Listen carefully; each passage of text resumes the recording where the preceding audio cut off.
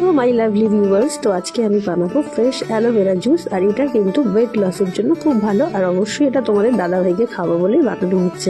তো প্রথমেই কিন্তু আমি ফ্রেশ অ্যালোভেরা লিফ নিয়ে নিচ্ছি, যেটা কিনা আমার ছাদেই হয়েছিল।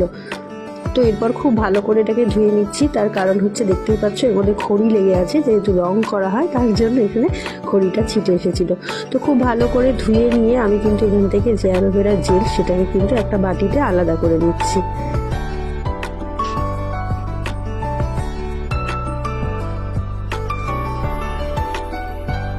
জেলগুলো নেওয়া হয়ে গেছে, এরপর মিক্সিং জারের মধ্যে আমি অ্যালোভেরা জেলটা, তারপর একটু আদা কুচি আর স্বাদ মতো লবণ দিয়ে দিয়েছি, আর দিচ্ছি পাতি লেবুর রস।